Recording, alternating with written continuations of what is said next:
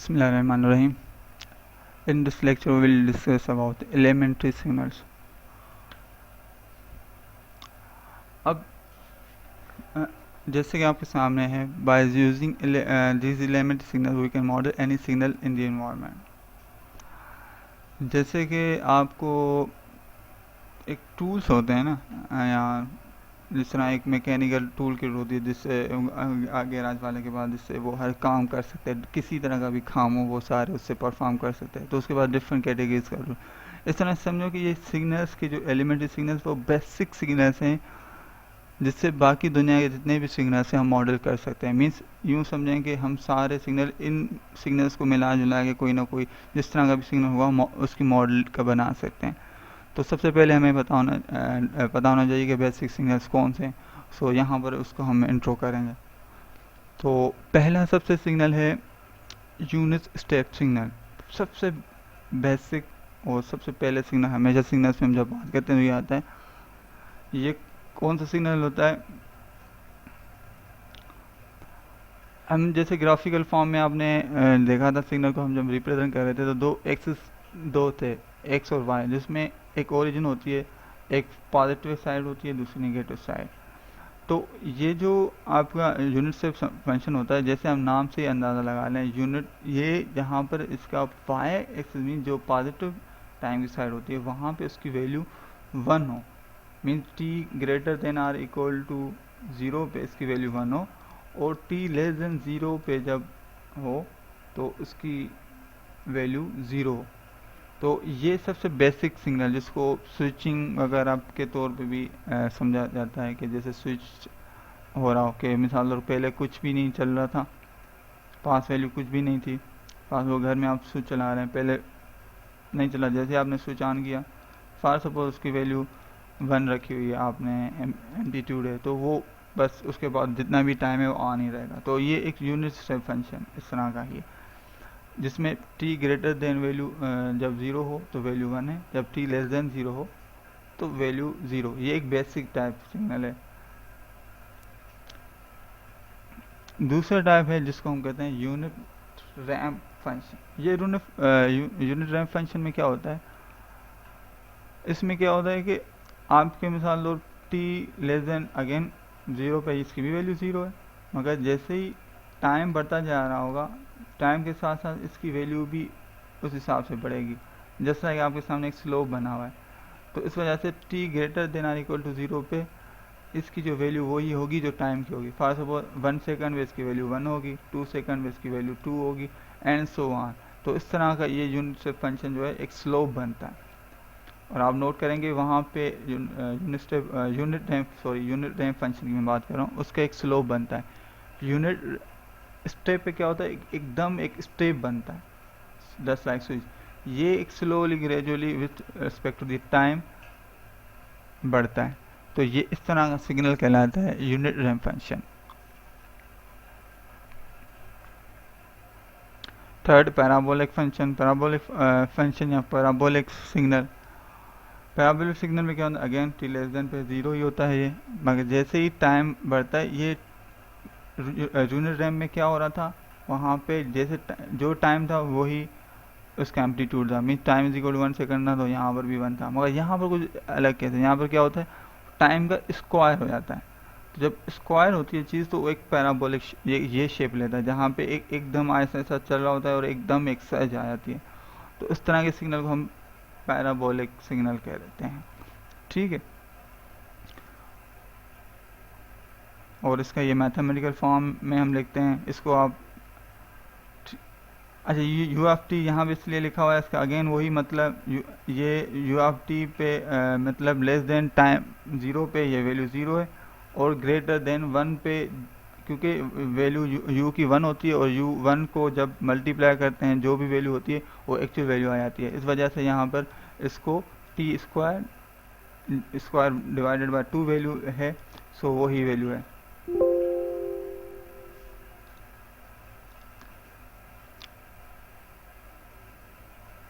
Okay, अब fourth signal हमारा है यूनिट इम्पल्स। ये बहुत ही इम्पोर्टेंट है और ये मोस्टली सिग्नल सिस्टम में यूज़ होता है, और पहले इसको समझ लें कि हाँ, इसको डोनेट करते हैं delta of T. Unit step function ऐसा फंक्शन है जिसका total area means area under the curve, जो आपके सामने एक स्क्वायर रेक्टेंगल शेप है, वो 1 होता है। अब ये आपके सामने एक रेक्टेंगल बना हुआ है 0 से लेकर डेल्टा, और वही डेल्टा इनवर्स होता है। अब जब इन दोनों को हम मल्टीप्लाई करेंगे, क्योंकि लेंथ मल्टीप्लाई बाय विड्थ क्या होता है, एरिया क्या एरिया किसके बराबर होता है, area is equal to length multiply width, length multiply width करेंगे ये 1 ही बनेगा। मगर फॉर सपोज इस लेंथ पे जो एक्स एक्सिस में आप देख रहे हैं 0 से लेकर डेल्टा तक, इसको मैं रिड्यूस करके इतना रिड्यूस कर दूं कि ये जो आपके डेल्टा की वैल्यू है ना, वो अप्रॉक्सीमेटली 0 के करीब आ जाए, तो 1 डेल्टा क्या होगा, इन्फिनिटी। तो इम्पल्स इस तरह की बन जाएगी, मीन्स बिल्कुल डेटा 0 है, बिल्कुल डेटा 0 है, और जो एक्स का वाई एक्सिस है ना, वो बहुत इन्फिनाइट तक चला जाएगा। ठीक, तो ये सिग्नल हमारा कहलाएगा क्या, हमारा इम्पल्स फंक्शन कहलाएगा। और इसको इस तरह मैथमेटिकल फॉर्म के एरिया, क्योंकि कंटिन्यूस फॉर्म में एरिया किस तरह हम इंटीग्रेशन से लेते हैं, तो अगर हम इसको माइनस टाइम इन्फिनिटी से लेके प्लस इन्फिनिटी तक इंटीग्रेट करेंगे तो हमारे पास अगेन इसकी वैल्यू 1 आएगी। ठीक, और अच्छा इसमें ये होता है कि ये सिर्फ आप खुद इसके फॉर्म में देख सकते हैं कि ये जो सिर्फ इसकी वैल्यू एग्जिस्ट कहाँ पे करती है, 0 पे एग्जिस्ट करती है। बाकी जब 0 नहीं हो, बेशक नेगेटिव में टाइम हो या पॉजिटिव में, जब 0 नहीं है तो उसकी वैल्यू 0 है। मीन्स टाइम लेस देन और ग्रेटर देन जो 0 है उस पे वो इसकी वैल्यू 0, बाकी t इज इक्वल 0 पे इसका एरिया 1 है। तो इसको मैथमेटिकल फॉर्म में लिखा जाता है t इज इक्वल टू 0 पे इसकी वैल्यू 1 है, और जब t is not equal to 0, मतलब जब t 0 पे ना हो, बाकी प्लस हो माइनस हो, उधर इसकी वैल्यू 1 है। और ये बहुत ही इम्पोर्टेंट है, इससे हम सिस्टम रिस्पॉन्स वगैरह हम मेयर करते हैं या रिस्पॉन्स चेक करते हैं, जो कि आगे जैसे जैसे आप आएंगे तो मज़ीद उसको समझेंगे। थर्ड, जो बहुत सारे इससे फेमिलर होंगे, साइनोसॉइडल सिग्नल।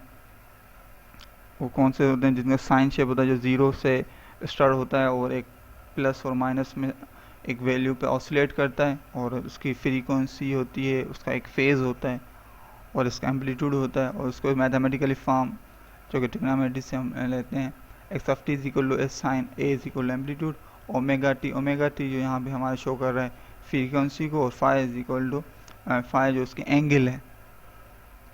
ठीक, तो ये साइन है।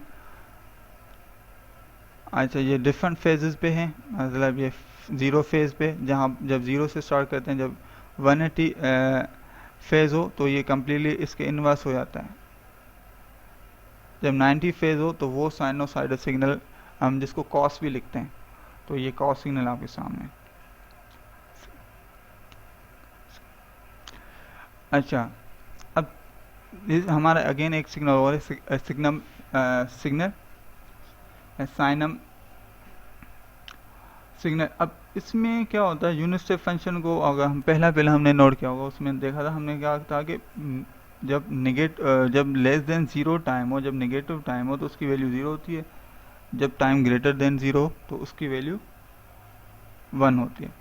तो ये सिमिलरली उसी तरह का है, मगर इसमें एक बस चेंजेस है, वो ये क्या, ये लेस देन 0 पे इसकी वैल्यू -1 हो जाती है, और ग्रेटर टाइम लेस देन 0 पे इसकी वैल्यू -1 हो जाती है, और जब टाइम ग्रेटर देन 0 हो, जिस तरह ये ग्रेटर देन 0 है, उस पर इसकी वैल्यू पॉजिटिव हो जाती है, और जो एक्चुअल टाइम 0 है उस पर इसकी वैल्यू 0 होती है। ये आपके सामने इसकी ये फिगर बनी हुई है। तो ये हमारा साइन अप जिसको हम SGNFT सिग्नल कहते हैं। इस तरह हमारा एक सिग्नल एक और है सिंक फंक्शन, जिसको हम कहते हैं। ये सिंक फंक्शन का आपके सामने ग्राफ बना हुआ है, ठीक है, ये हमारा कहलाता है सिंक फंक्शन। तो इसमें क्या होता है हमारे पास कि एक पहले हाई 0 पे वैल्यू हाई होती है, जैसे ही ऐसा ऐसा आपका टाइम प्लस और माइनस में कहता है, दोनों तरफ एक जैसा ही शेप लेके ये रिड्यूस होता है, फिर ऑसिलेट करते हुए ऐसा ऐसा ये 0 की तरफ होता है। ये इसका आपके पास ग्राफ है, और ये इसका मैथमेटिकल फॉर्म साइन t/t, जहाँ पर t -इन्फिनिटी से +इन्फिनिटी तक हो सकता है।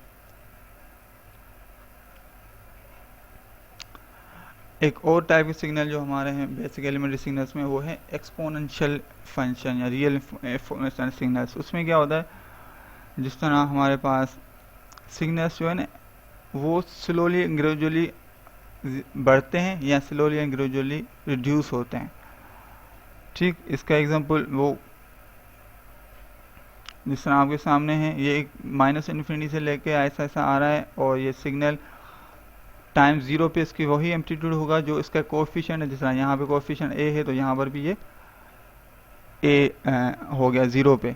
उससे लेस देन जीरो पे इसकी वैल्यू बहुत ही ज़्यादा इन्फिनिटी की तरफ जा रही है, और जब ऐसा ऐसा जैसे टाइम पॉजिटिव की तरफ जा रहा है तो इसको ये ज़ीरो की तरफ जा रहा है। ज़ीरो क्यों?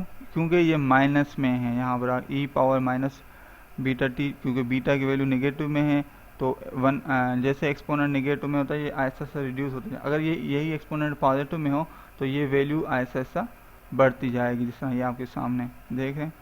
तो ये जैसे जैसे जाएंगे ये एक्सपोनेंशियली। हाँ, इस कर्व का जो शेप है ये कम या ज़्यादा ये उसके कोएफिशिएंट की वैल्यू पे डिपेंड करता है, जो कि यहाँ अल्फ़ा है।